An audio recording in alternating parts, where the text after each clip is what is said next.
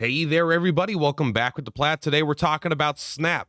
This is going to be the first of probably several kind of like intro videos to newer players. I mean, I'm not exactly an expert myself, but I'm not as new as some players who are asking me these questions. So, one thing that people have asked me, I mean, I would say I get this question multiple times a day, is what the heck are pools? What is pool 2? What does it mean for pool 3? What's pool, what are these pools? And so we're just going to kind of quickly over the next minute or two go over what the heck are pools. So, and actually, what better resource than the internet here? We are going to go to marvelsnapzone.com. So, pools are groups of cards. These are cards that are lumped together, and basically, you know what?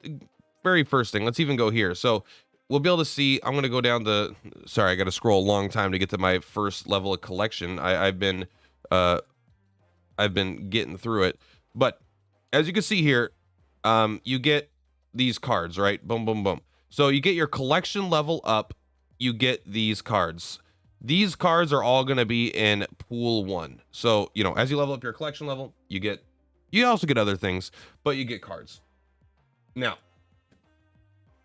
between collection level 18, well, it's really 1 and 214, these are the cards you're going to be receiving. These are called the pool 1 cards. I don't know if the game ever uses the pool 1 terminology or if this is purely a player basically system, but basically they have these lumps of cards, so you're going to unlock these cards in a random order. We don't know what order you're going to unlock these cards, but between levels 218 and 214 you will be unlocking the pool 1 cards, and then afterwards you go on to pool 2.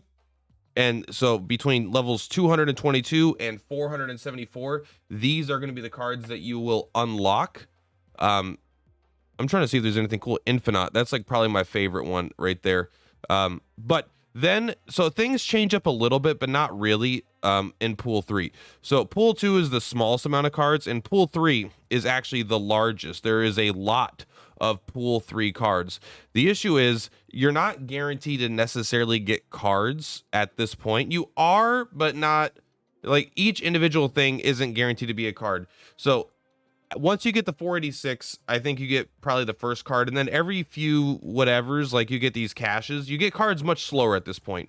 So instead of getting like a dozen, 2 dozen cards and a couple hundred levels, like every 100 levels ish feels like it gets you a card.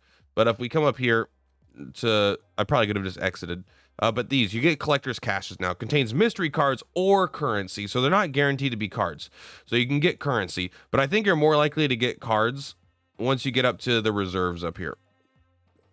But so it's a very big pool and you get them less frequently, but pool 3 has a lot of very, very good cards in it, but this is going to definitely take the longest to get, and mostly because you're going to get them in a random order, right?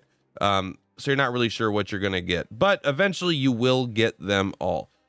But that is honestly just it. They're just groups of cards that you get based on your collection level.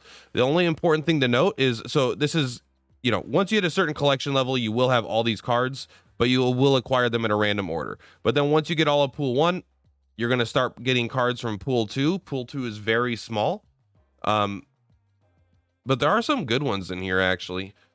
Jubilee is like super, super nice. Hobgoblin pisses me off, honestly, but Sunspot Infinite, like that's, Shang-Chi, you get a lot of pretty decent cards here. But then pool 3 are the ones that are going to make your kind of decide what you're going to be playing as you progress, because these are there's a lot of meta defining cards in these cards.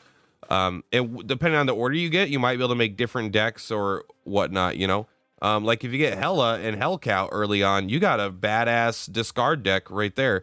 Even if you don't have, you could, instead of going Apocalypse, you can go with a whole different route. But we're starting to ramble now, but that's really it. That's all the pools are. If you still don't understand, I don't know what I could do to help you. But that's going to be it for Platypus's Purplatypus. I will see you in the next video. Peace.